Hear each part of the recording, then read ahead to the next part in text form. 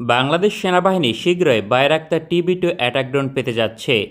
2022 সালের শুরুতে প্রতিরক্ষা দপ্তর তুরস্ক থেকে অ্যাটাক ড্রোন অর্ডার করে, তবে এ বিষয়ে কোনো ধরনের তথ্য প্রকাশ করতে বাংলাদেশ আগ্রহী ছিল না, তাই সকল ধরনের গোপনীয়তা বজায় রাখে। তবে বাংলাদেশে নিযুক্ত তুরস্কের রাষ্ট্রদূত মোস্তফা ওসমান তুরান জানিয়েছিলেন, Bangladesh Bayraktar TB-2 attack drone কিনেছে। তবে কখন সেনাবাহিনী তার কাঙ্ক্ষিত অ্যাটাক ড্রোন ডেলিভারি পাবে এ বিষয়ে স্পষ্ট করে বলা সম্ভব ছিল না। তবে 2023 সালের মে মাসে একটি ছবি প্রকাশিত হয়েছে, যেখানে বাংলাদেশের একটি দল বায়রাক্তার কোম্পানি থেকে প্রশিক্ষণ নিচ্ছে, কারণ সমরাস্ত্র অপারেট করার জন্য নির্দিষ্ট দক্ষতার প্রয়োজন হয়।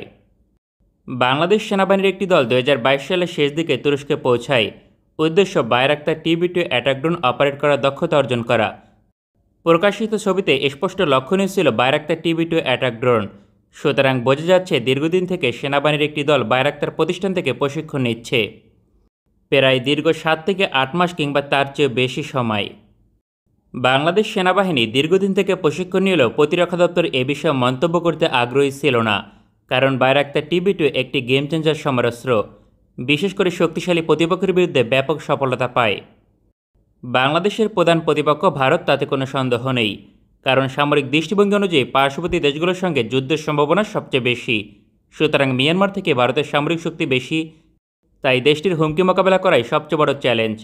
বায়রাক্তার TB-2 অ্যাটাক ড্রোন আগ্রাসী রাষ্ট্রের বিরুদ্ধে গেম চেঞ্জার ভূমিকা পালন করে, ইতিমধ্যে বেশ কয়েকটি যুদ্ধে প্রমাণিত হয়েছে। তার মাঝে লিবিয়া, আজারবাইজান এবং ইউক্রেন যুদ্ধ অন্যতম। একটি বায়রাক্তার TB-2 অ্যাটাক ড্রোন তার চেয়ে 20 গুণ বেশি মূল্যবান সমরাস্ত্র ধ্বংস করতে সক্ষম। এটি মূল্য সাশ্রয়ী মাত্র $5 মিলিয়ন পার ইউনিট, অথচ একটি আধুনিক ট্যাঙ্কের মূল্য $2 থেকে $5 মিলিয়ন। পার্শ্ববর্তী দেশ ভারতের সঙ্গে বাংলাদেশের সীমান্ত 4096 কিলোমিটার। এটি পৃথিবীর সবচেয়ে দীর্ঘতম সীমান্তগুলোর একটি। বাংলাদেশ ভৌগোলিক অবস্থানের দিক থেকে সমতল, সেক্ষেত্রে ভারতীয় সেনাবাহিনী হাজার হাজার ট্যাঙ্ক দিয়ে আগ্রাসন চালাতে পারবে। বাংলাদেশের পক্ষে তা মোকাবেলা করার সবচেয়ে জনপ্রিয় পন্থা অ্যাটাক ড্রোন দিয়ে হামলা করা। তাহলে হাজার হাজার ট্যাঙ্ককে মুহূর্তের মাঝে লোহায় পরিণত করা সম্ভব। ইউক্রেন যুদ্ধে রাশিয়ার শত শত ট্যাঙ্ক এভাবেই ধ্বংস হয়েছে। বায়রাক্তার TB-2 অ্যাটাক ড্রোন দিয়ে প্রতিপক্ষের ফ্রন্ট লাইনকে পুরোপুরি ধূলিসাৎ করা সম্ভব, যে কারণে বাংলাদেশ সেনাবাহিনী বড় সংখ্যক মিডিয়াম রেঞ্জের বায়রাক্তার TB-2 অ্যাটাক ড্রোন কিনেছে। 2022 সালের শুরুতে বাংলাদেশ সেনাবাহিনী হয়তোবা সর্বোচ্চ 12টি অ্যাটাক ড্রোন অর্ডার দিয়েছে, তবে এটি মাত্র শুরু ছিল। ধাপে ধাপে এই সংখ্যা প্রতি অর্থবছরে বৃদ্ধি পাবে, যার প্রমাণ ইতিমধ্যে দিয়েছে প্রতিরক্ষা দপ্তর, কারণ 2023-24 অর্থবছরের জন্য নতুন করে মিডিয়াম রেঞ্জ অ্যাটাক ড্রোন ক্রয়ের টেন্ডার দিয়েছে। নতুন টেন্ডার 2023 সালের মে মাসে প্রকাশ করে প্রতিরক্ষা ক্রয় মহাপরিদপ্তর, যার আওতাধীন হয়তোবা 12টি অ্যাটাক ড্রোন কিনবে। বাংলাদেশ সেনাবাহিনী পূর্বে বায়রাক্তার TB-2 অ্যাটাক ড্রোন কিনেছে, সুতরাং নতুন টেন্ডারের আওতাধীন একই ড্রোন কিনবে, তাতে কোনো সন্দেহ নেই। সূত্র অনুযায়ী বাংলাদেশ সেনাবাহিনীর যে দল অ্যাটাক ড্রোন অপারেট করার প্রশিক্ষণ নিতে গিয়েছে, তাদের প্রশিক্ষণ শেষ পর্যায়ে, সুতরাং আর বেশি দিন তুরস্কে অবস্থান করবে না। সেনাবাহিনীর দল বাংলাদেশে আসার সঙ্গে সঙ্গে আসবে বাংলাদেশ সেনাবাহিনীর কাঙ্ক্ষিত অ্যাটাক ড্রোন বায়রাক্তার TB-2। এজন্য সর্বোচ্চ 1 থেকে 3 মাস পর্যন্ত সময় লাগতে পারে। তারপরেই বাংলাদেশ সেনাবাহিনীর বহরে যুক্ত হবে একটি গেম চেঞ্জার সমরাস্ত্র। পরবর্তীতে অতিরিক্ত 12টি অন্তর্ভুক্ত হলে 24টি হবে। সেনাবাহিনীর পরিকল্পনায় এই ধরনের 48টি অ্যাটাক ড্রোন অন্তর্ভুক্ত করা, তাহলে গ্রাউন্ড স্ট্রাইক মিশনে বিমান বাহিনীর অভাব পূরণ করতে পারবে। তবে ভারতের পাশাপাশি মিয়ানমারের বিরুদ্ধেও Bayraktar TB-2 attack drone game changer হবে। যুদ্ধ হলে মিয়ানমার সেনাবাহিনী নাপ নদী পার হতে পারবে না। মাত্র 12টি অ্যাটাক ড্রোন মিয়ানমার সীমান্তে মোতায়েন করলে এই সুবিধা পাওয়া সম্ভব, ফলে বাংলাদেশের ভূখণ্ড স্থলপথে নিরাপদ থাকবে।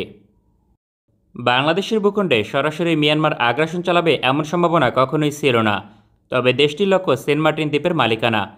এই দ্বীপে হঠাৎ করে হামলা করলে মিয়ানমার নৌবাহিনীর কবর রচনা করা সম্ভব, কারণ বায়রাক্তার TB-2 অ্যাটাক ড্রোন দিয়ে এই দ্বীপে ব্যাপক হামলা করতে পারবে, ফলে মিয়ানমার নৌবাহিনী পিছিয়ে যেতে বাধ্য হবে।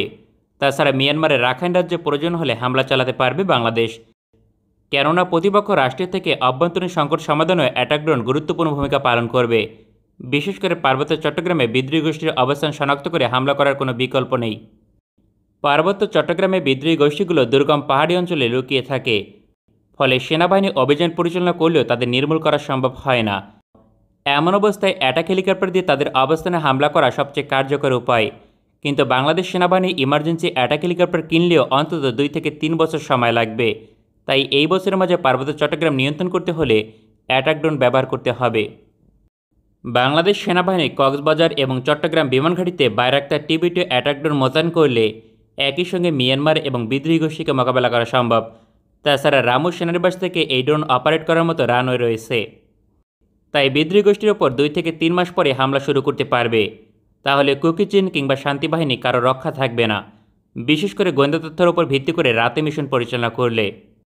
আমাদের ভিডিওটি পছন্দ হলে আমাদের সমর্থন করতে সঙ্গে থাকুন। ভালো থাকবেন সবাই, দেখা হবে পরবর্তী কোনো ভিডিওতে।